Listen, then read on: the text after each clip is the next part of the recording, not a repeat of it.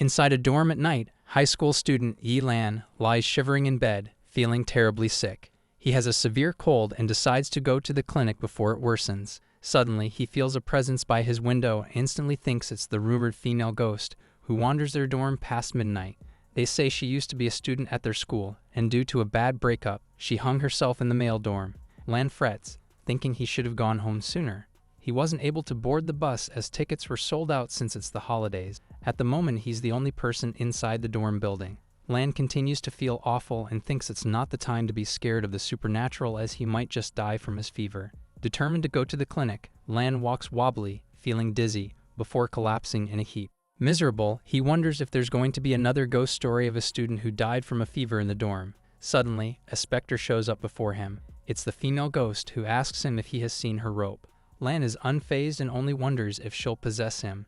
Just then, he finds the idea of possession appealing. He wants her to possess him so she can control him to go to the clinic and get himself cured. She grabs the ghost's garments, begging her to possess him, which weirds out the ghost. She unconvincingly tries her scary routine again. Upon reaching her, he hugs her, feeling relief at her coldness. The ghost pushes him off and gets scandalized that he's not wearing pants. She runs while Lan scarily chases after her. He manages to reach her, but his hand unexpectedly enters her back, and suddenly, he's submerged in cold water. When he wakes up, he's confused about what happened and happens to pass by a mirror. Upon glancing over, he screams upon seeing the female ghost. Lan pauses, feeling something is not right. He stares at the mirror and thinks that it should be his face he is seeing since the ghost is possessing his body. He's confused about why he has the appearance of the ghost instead. He addresses his reflection, and the ghost who's inside the mirror is stunned. He tells her not to be shy and assures her that he's a nice person, but it only earns him an unimpressed look from her. When he requests that they talk face to face, he spills out of her. Instantly, he feels sick again. He requests the ghost to possess him and send his body to the clinic. When he jumps on her, he's back in the water before waking in the ghost's body. Somehow, he hears the ghost say she'll get his body to the clinic, which makes him so grateful that he promises to get a monk so she can cross over peacefully. In the meantime, Lan explores the school with the ghost's body, enjoying how he can phase through walls and float instead of walking. He's having fun so much that he considers asking the ghost to possess him more often. Outside, he hears a lady's voice, which leads him to the woody area of the school. Lan is stunned. Before him is Yu, the beautiful owner of the store inside their campus, and she's being held down by a man, who she addresses as headmaster. While she meekly asks him to stop, Lan can't believe that the respectable headmaster Liu would do something like this. He's about to take a picture of what's happening when somebody taps his shoulder, telling him he's crossing the line. Surprised, he turns angrily to scold the stranger but freezes when he sees another ghost with a large knife on his head. Screaming, he punches the guy and sends him hurtling away. Lan is surprised at the strength that he has. The headmaster hears the noise they're making and demands that whoever's out there come out. Candidly, Lan shows himself and says that he just got rid of a ghost. The woman screams at the sight of him before fainting on the spot.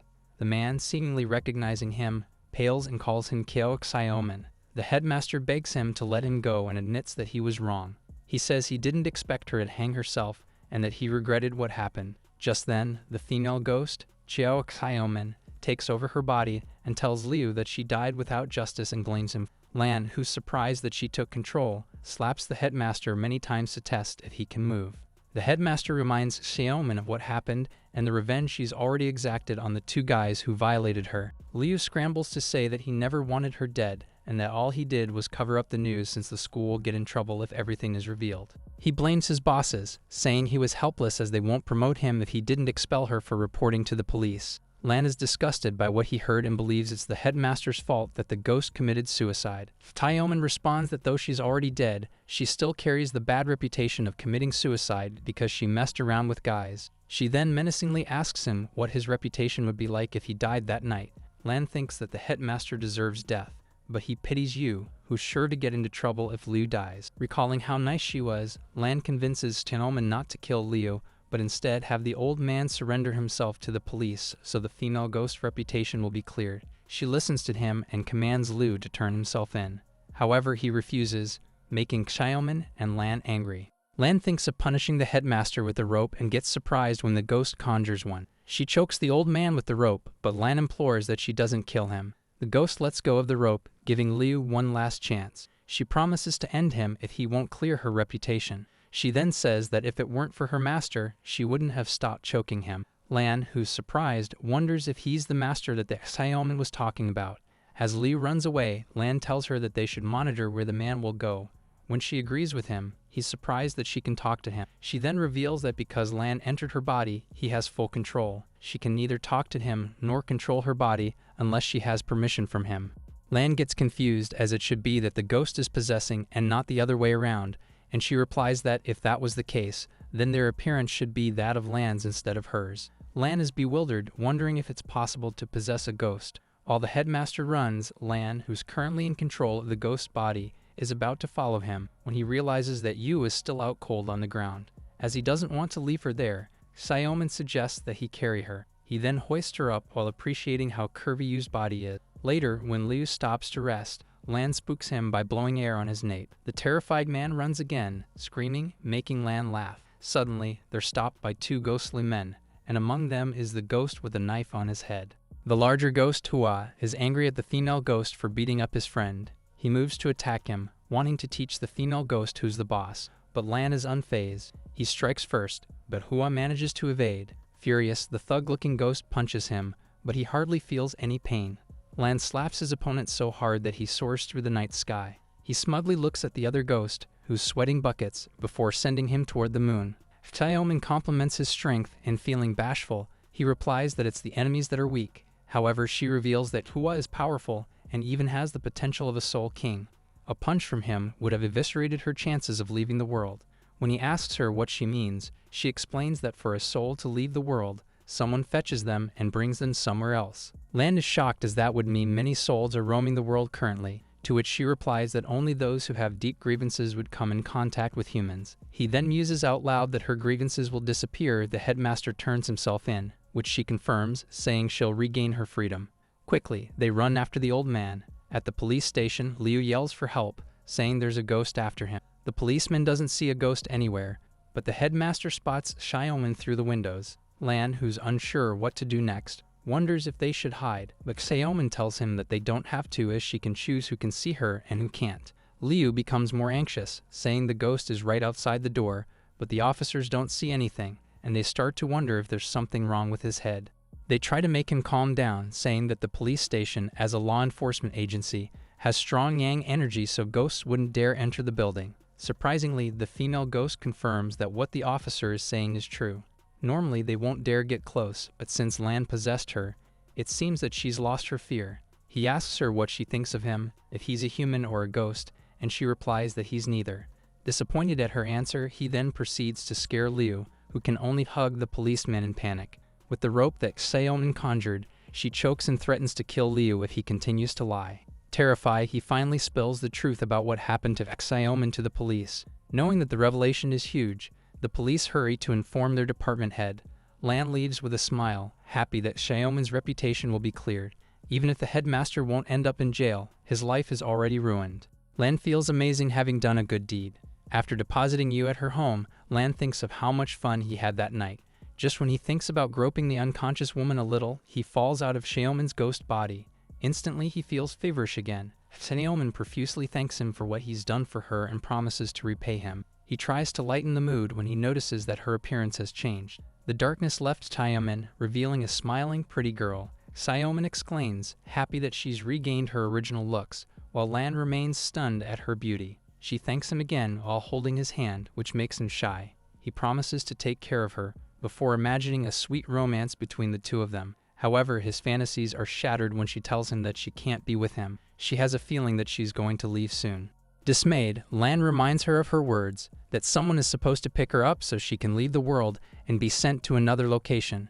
She replies that she's just suddenly had the feeling and that it could be related to how her grievances were resolved, which makes Lan sulk. Suddenly, Xiaoman senses that it's time for her to ascend, making Lan wonder if she's going to heaven. She promises that she'll never forget him before bidding him farewell. With tears in his eyes, he waves goodbye and wishes that she has a better life in another world. However, her ascent pauses, and she hovers in the air for quite some time that Lan starts to get worried. He comes near and tries to converse with her, when she suddenly starts falling. Xiaoman's foot hits Lan's face, causing him a massive nosebleed, and later becomes conscious of the fact that she's sitting on his face. Scrambling up, Xiaoman worriedly asks Lan if he's alright.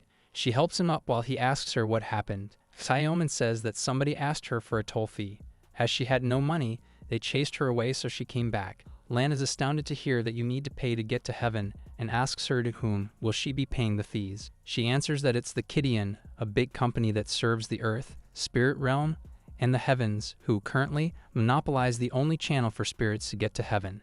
If spirits are unable to pay, the Kidian leaves them on earth to suffer, even if they were to lose their soul. All the information he's suddenly hearing is making Lan dizzy, especially since he still has a fever. Xiaoman asks him if he means what he said earlier, that he would protect her.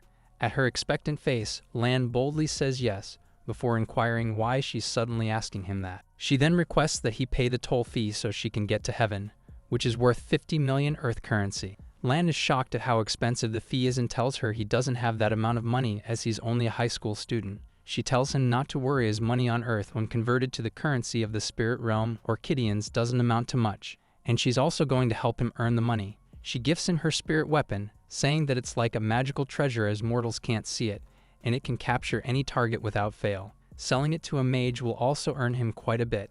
Lan then comments that Xiaoman is different from before, while thinking inwardly about how she seems so cute and naive after they separated from her ghost body. She replies that she recovered her body in the beam, but it'll only last for a few minutes, and soon enough she's floating again. While Lan still thinks she's different from before she went into the beam, Xiaoman dissolves into smoke and says she's going to rest in the rope to recover her power. She wishes him good luck in making money before going to sleep. Lan curses Xiaoman as she didn't even help him get to a clinic. He wakes up Yu to ask her for help, but she screams, thinking he's a ghost. He quickly introduces himself to make her stop screaming. Confused, she asks him if he saw other people besides her, and Lan lies, knowing she meant the headmaster. When he asks her what she's doing on the ground, she too lies, saying she fell asleep after getting some fresh air. When he notices he's not wearing pants, she screams, thinking he has bad intentions. Lan quickly explains that it's because he has a fever and was rushing to the clinic, but she's still suspicious. Behind her, he spots the ghost with a knife on his head lurking around the corner. Lan gets worried that the ghost isn't leaving him alone, and without Xiaoman, he's helpless against him. In the meantime, he decides to avoid the specter. He pleads for Yu to help him get to the clinic, and after sighing, she relents. At the clinic, Lan lies in bed with fluids attached to him. He notices that Yu looks worried about the headmaster, which he doesn't understand as he's a disgusting person. Eventually, she tells him she needs to return home as her son is alone. Lan implores her not to go into the forest as there are ghosts, but she merely berates him for believing in the supernatural. Still, she leaves, and Lan is annoyed that he was scolded when he's only thinking of her safety. He wonders if the knife ghost is lurking around somewhere before deciding to stop worrying about it and going to sleep. Later, he's woken up by Xiaoman, who informs him that something happened to the pretty store owner. The knife ghost who was following Lan went for her, and she fears that Yu might be in danger. Lan wants to chase the ghost, so he asks to possess Xiaoman, but she refuses, saying she can't be seen during daylight. She quickly goes inside her rope, leaving Lan fuming at the unfairness as he is no match for a spirit. Later, Lan goes to the store and peeks inside. He sees Yu with a dark aura, and even Xiaoman comments that she doesn't seem to be acting normal and recommends bringing her to the sunlight. He takes a picture of her first as proof, and Xiaoman blushes when he deposits his phone in his boxer. Lan enters the store, pulling the shutters up so that sunlight will come inside. Creepily, Yu asks him if he wants to buy something, which makes Lan convinced that she's been possessed. When he tries to open the window with the excuse of letting fresh air come inside, the woman screams. Growling and animalistic, she attacks him, but Lan, much to his surprise, easily stops her. Yu's strength is nothing compared to his. Xiaoman reminds him that he's incredibly strong and tells him that it's his chance to get Yu under the sun. He grabs her waist, dragging her toward the light, where Yu screams.